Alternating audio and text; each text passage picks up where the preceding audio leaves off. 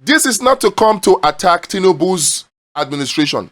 I have no interest in that. For one reason only, abusing the administration of Tinubu, insulting him, will not do anything. This was where we were. We abused the hell out of him. And he said it himself. Before the election, did he manage to get himself into office or not? He still managed to do it. And right from May 29 till date, we have managed to hurl all manner of insults on the Tinubu administration, abuse him, curse him, do all manner of things. Has it improved anything? No. Has it made him change his ways in any way? No. So, what does that tell you? As a Nigerian that is living in Nigeria right now, it is time for us to begin to do things differently. And that is where we come in. What are the things that we need to begin to do differently? As a Nigerian, what are the things that we need to begin to do differently? Is it time for us to begin to call for revolution? Well, if that revolution will be a bloodless revolution, it will not involve needless loss of lives. But which revolution do you know that can be bloodless? There is a mental revolution that needs to take place. Number one, if you are a Nigerian and you are living in Nigeria and you don't have food to eat, and you check your pocket, you check your account balance, you don't have money to buy food, and the next thing that comes to your mind is either to go and beg, or to go and to log on to your phone if you have one, to take online loan, or to look for one member of your church to help you, or you are thinking that one politician will just give you palliative, or the worst of them all, you are thinking of praying to God to help you. I am here to tell you, perish that thought. If you don't have food to eat, don't pray to God for food. God will not give you food.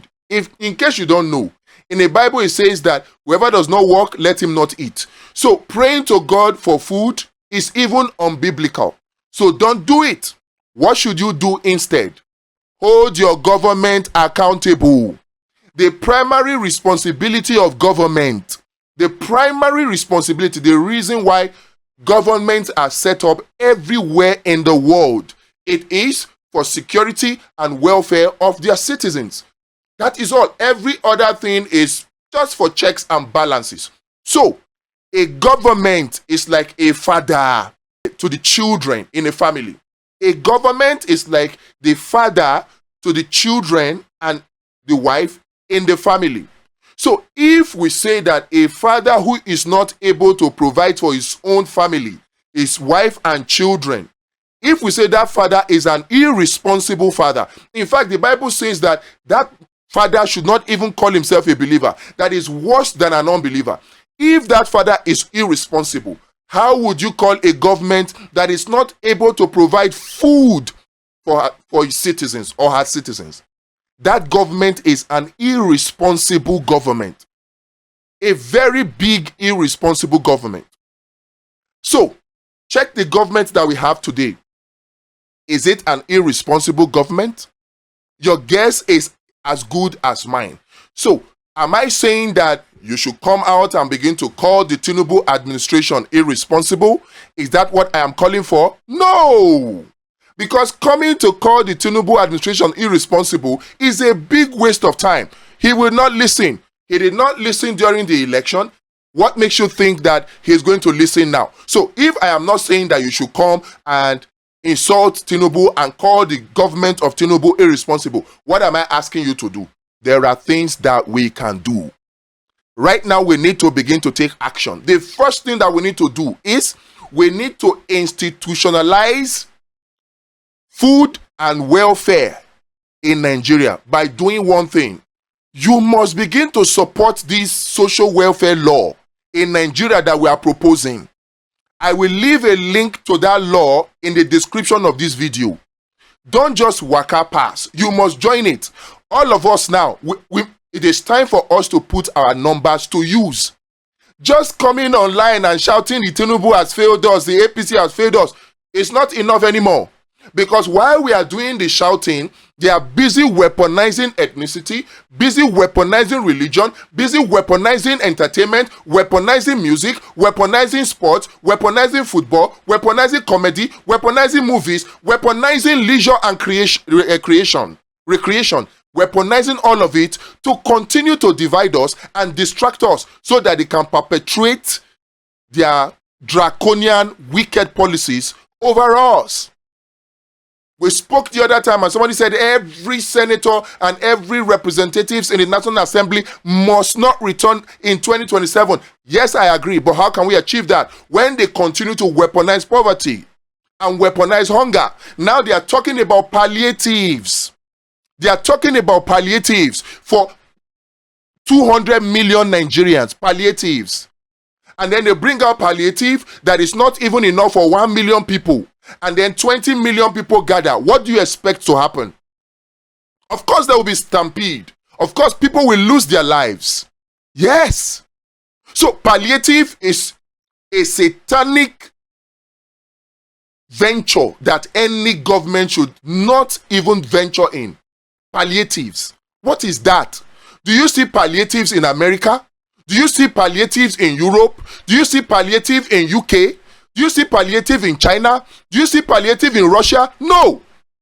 Their social welfare program is well institutionalized. It is not a gamble. It is not a casino. It is not, oh, we have 200 million Nigerians that are hungry. Oh, we are only able to provide 10 million food. So what should happen to the remaining 190 million? What should happen to them? This is why you have stampedes when they distribute their so-called palliatives. Palliatives that even is a means of corruption. Yes, because whatever monies are allocated to those palliatives, it's only a fraction of it that actually goes into that palliative. And don't take my word for it. Just search online. You will see people like Obasanjo even saying this same thing. So it is not news. It is open to all for all to see. So what should we do? We need to institutionalize our own welfare. I used the example of America the last time. America is a capitalist country, but no country in the world is as socialist as America. Not even communist China, not even Russia. No country in the world is as socialist as America. Their social welfare system, top notch, all manner. Just go to the website, benefits.gov. Benefits with the S. .gov. You will see all their programs in there. One that strikes me the most is not even the unemployment benefit. It is not the disaster benefit. It is the supplementary nutritional assistance program, SNAP. That program guarantees that every citizen of the United States of America that cannot feed himself, all he needs to do is to log on to this website and register his social security number. Once that is done, the government is able to use the social security number to check the credit status of that citizen. If it is found that that citizen really does not have money to feed himself, provision is made. It is not a gamble.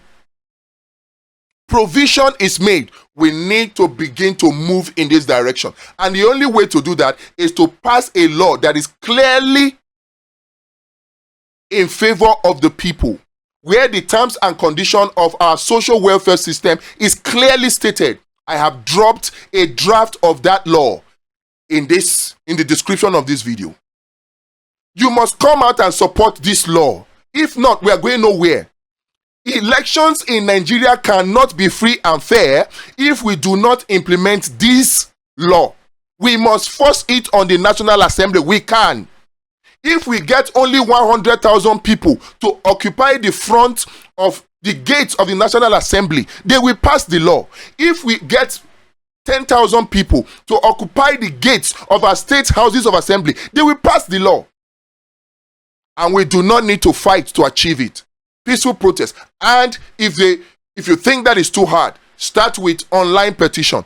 We'll start the online petition. Add your name to it. It doesn't cost you anything. At least nobody will come and shoot you in your house for signing an online petition if it is fear death that you are afraid of.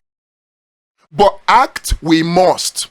Beginning from today, April 1, 2024, we must begin to act.